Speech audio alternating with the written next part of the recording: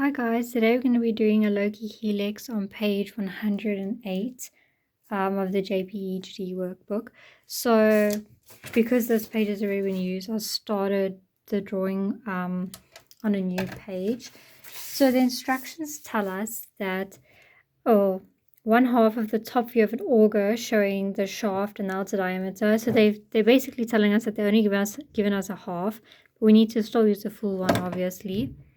They're giving us the center line of the front view. Then they say that there will be 2 revolutions with a pitch of 60 millimeters. So because it's 2, one pitch will be 60. So you'll times by that by 2, which will give you 120. They also tell you that it's left-handed. Therefore, it would be anti-clockwise labeling. And you will start on the top and end at the bottom. So because your points at the top, your labeling will stay anti-clockwise. Okay, so moving on to the drawing. Okay, to start, you're going to take your 30-60 degree set square and you're just going to section your circle like this over here.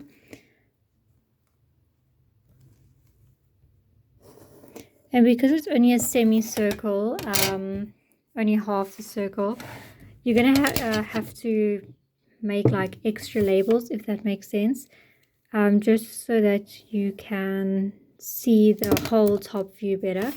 What you can do as well when you're done sectioning like this is you just draw a circle here and you section it just so that you can like see what your labeling would look like with the full circle. So because we know that this is our starting point and you're labeling in an anti-clockwise direction, so I'll label here first.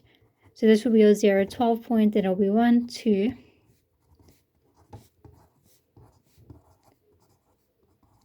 Okay, so it will be like your 0 point all the way to your 11 point. So this is how the labeling should be. So with your actual drawing, you're just going to do that as well, using your reference circle. And then because like if you have a look here, 2 and 4 will share the same measurements. Then you'll have 1 and 5. 11 will be shared with 7. And your 10 will be shared with 8. So this will just help you to like know your labeling. And what I like to do is I like to label like the proper points on the outside and then the bottom points on the inside, just so that you know like which point you're dealing with. Next, you're going to have a look at your instructions again. And because there's 2 revolutions with a pitch of 60 millimeters, you're going to measure from about 10 millimeters down. You're first going to do your like cut-off plane, your Cartesian plane line. And then from that point, you'll measure 120 millimeters down. Okay, like this. So this is your 10 millimeters, just to like separate the top view from the front view. And then from this point here, you'll measure 120 millimeters down there. So your drawing should kind of have lines like this over here. Then what you're going to want to do is you're going to want to take your lines over here down, which I'll do quickly. Okay, and it should look like this over here. Then what you're going to want to do is you're going to want to say 120, obviously divided by 24, because you're going to have your 2 revolutions. And 120 divided by 24 will give you, wait, let me just double check. Okay, so 120 divided by 24 will give you 5. I had to go off camera to work it out because I'm not good at maths off the top of my head. So what you're going to want to do is you're going to want to separate these lines in like, or make this line in intervals of 5, if that makes sense. So you'll separate it into 5 millimeters, 5 millimeters, 5 millimeters, so like the whole line is finished, and then you'll draw those lines across to this line over here. Okay, your line should look like this, and then now you just bring them across. Okay, and once you've done that, your drawing should look like this so far. Then what you're going to want to do, because your starting points are here, A and B, you're going to want to label like 1 down or 0, 12 down, you know what I mean. So I'm just going to label this along. Okay, and it should look like that. And you'll see through like the labeling, it will stop at 0, 12. And then if you go down again and stop at 0, 12, this is because of your 2 turns. Okay, so now to get onto the actual drawing, we're going to start with the outer part of the auger and just bring down the lines. So we're going to bring down these lines over here, so long. Okay, and once that's done, you basically do your labeling. So because you're starting, well, for this like outside circle, A is your starting point. You're just going to start here at your AB point, and then you're going to make a mark or like a little dot where your 1 line is, and then obviously 2, 3, then 4, your 5,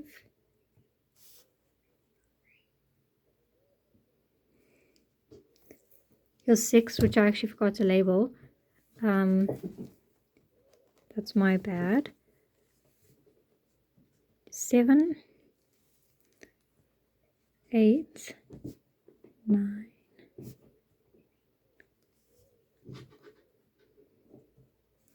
And so on like that. So I'm just going to do the rest of this like outside, or these outside circle points. Okay, then once you're done with all your dots, it should look like this. Then what you can do is you can lightly connect these dots, just like that, which I'm going to do off camera. Okay, it should look like that. My lines are a bit wonky, but that's okay because I'll fix it when I solid them, if that makes any sense. Okay, then you're going to want to do your inner circles. So for me, it's just easier to relabel it because then I don't have to look at the outside circle. It's kind of like just right where I want to see it. So I'm going to do that quickly. Billy. Okay. Then you're going to bring these lines down like this over here, and then you're going to start your labeling for the inner circle. Once again, it'll have the same starting point, and then you'll just have your 1 point, your 2nd point, and your 3rd point, and you're just going to basically label like same as you did before, which now I'm going to again do off camera. Okay, and it should look like this. Then once again, just connect these smaller dots.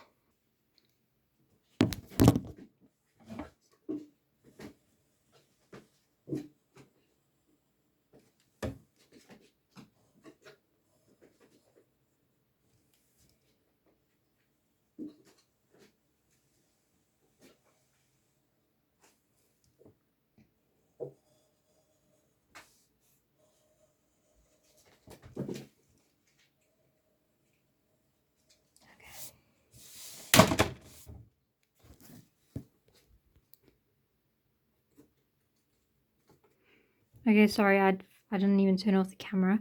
Okay, but it should look like this. Then because this here is your front view, and you're gonna have to like darken your points now to get in your middle piece, and stuff like that. You're obviously going to be looking at it, your top view from like this side here. So you'll see points 3, 4, 5, 6, 7, 8, and 9. So all your points where it is labeled, 3, 4, 5, 6, 7, 8, 9, you can make darker on the larger circle line. So like here, and this whole line here will be dark. Okay, so as you can see, these lines here will be darker. And then for your inner circle, it will be the same points as well that will be seen from the front. So you're just going to make those points dark because you know you'll definitely see those points. So you always start by making those points dark. So it'll be these points over here.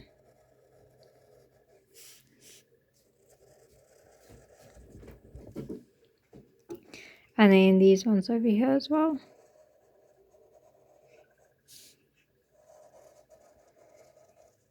Okay. Then you're going to obviously take your rulers again. And because you know, like, you're going to see these points for a fact, you're going to draw your circle in a line according to these points. Like, because you know you'll definitely see this point here, you can draw like a line up here because it won't interrupt from this point here. Okay, so what I actually mean is, like, because these points are like not going to change, you're definitely going to see them. When you do these lines here, it won't cross over these points. So it will go down like a straight line down here. And then because this is part of this whole like auger, you're going to draw a line down till this point again. And then on this point, you're going to draw a line down again. And then because of that, you know that these lines here will be dark because obviously you can still see them. So you can go ahead and darken these lines. And once again, mine's not perfect, but it's okay. Okay, and then it's pretty much the same over here, except it's kind of like just an opposite side because the darker lines are going to go up from here and here again. So like kind of like the opposite. Okay, and then these lines here as well, you can just darken because you will obviously see them. Okay, and then you can just make these just like top and bottom line dark as well.